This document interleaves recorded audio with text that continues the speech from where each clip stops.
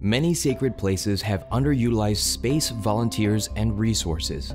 Meanwhile, artists, community groups, and nonprofits are struggling to find adequate and affordable space in which to work. Together, these challenges present an opportunity to match those in need of space with those with space to spare, and in the process, create partnerships that serve communities. Performing arts, food, Tai Chi, fitness program, choral group area, healthy cooking class, children and families, the recovery community, people are in need, environment, immigrant groups, school advocacy, education, wellness, community engagement, academic support.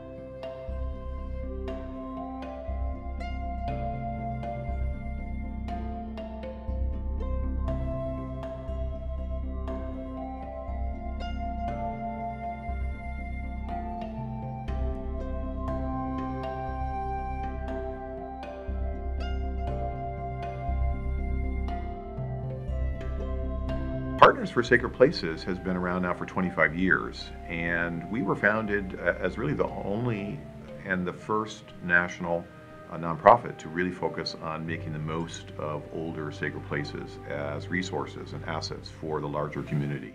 What's really exciting about iSPi is it's the first program in the nation to really allow us to get out and gather data on all the available space that sacred places have to offer in any given community. With this tool, we can really get out there and talk to arts groups and other nonprofits and learn more about their space needs and their values and their goals, and that can provide the basis for much more space matching and much more impact on the community. Our knowledge of congregation and their life and their systems and their complexity is pretty unique. We are very well positioned to have a program that answers to their needs. In a perfect world, for me, the dream scenario is to have every congregation maximize their space and see that they can get revenue, but they also can have the building full of people. There is a great benefit in having these two groups that in many cases they never met before, starting finally working together.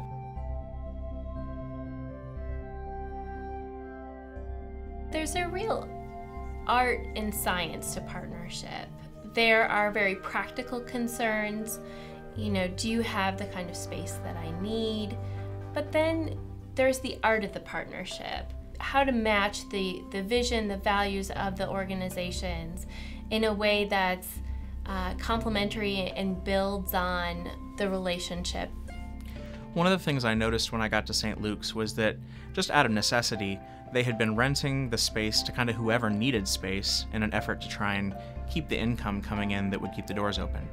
We decided on the basis of some asset mapping and looking at what our own particular unique gifts were in this neighborhood that we were going to focus on community health and community arts. We don't necessarily have either the right set of connections to know where those working artists are or the right set of tools to help craft really smart agreements between ourselves as a church and the artists who come work with us. So, for example, our current artist in residence, Theater Y, came to us directly through a relationship with Partners for Sacred Places.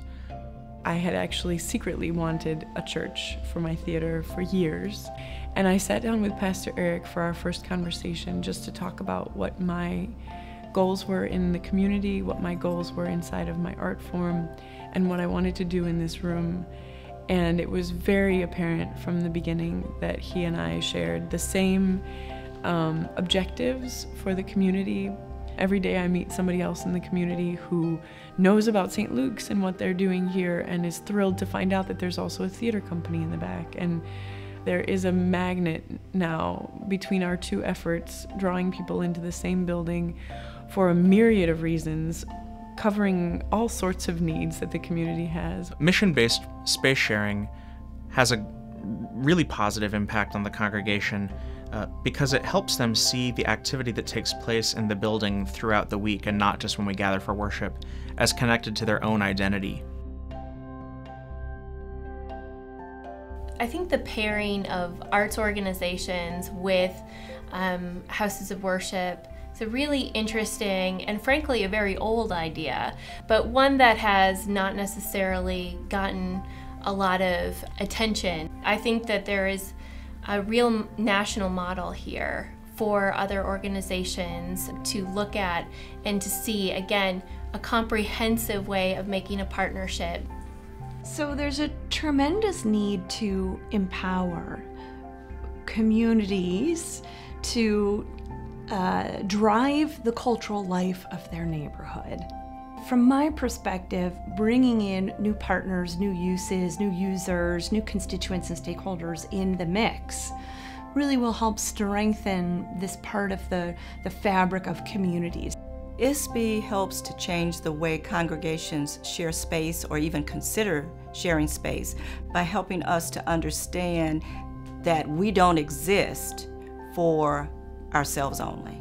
Our view is that we did not want the space simply to be empty. We didn't want to fill the space with programs that were disconnected from the community. iSPi will help give a structure, a format, a vehicle for congregations to see how we can do that on a practical level. I think it'll help elevate awareness of the role that congregations play in their communities as not only places where people worship, but their multifaceted role in the fabric of a community. I really see this website and what Partners is doing is part of implementing actually that priority in the cultural plan to help people gain those tools that they need to build their capacity and to feel empowered. Oh, we can actually build a cultural life in our neighborhood, in our community, and we can do it ourselves. It is so important as communities try to regenerate themselves in urban neighborhoods that the anchor institutions quite frequently are the religious institutions, large facilities which are a moral force as well as a physical force in these communities, a force for good.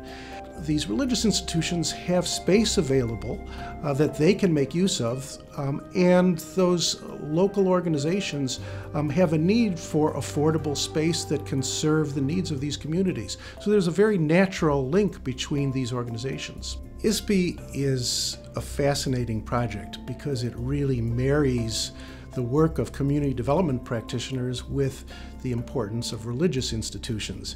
And it is the creation of an online data hub that really connects information from both of these types of organizations so that something greater comes about. There has been a tremendous effort to create a tool that can be used not only in Chicago, but eventually across the nation, which will link these organizations, making better use of religious facilities, as well as providing space for artists, entrepreneurs, and social service agencies that they wouldn't otherwise have.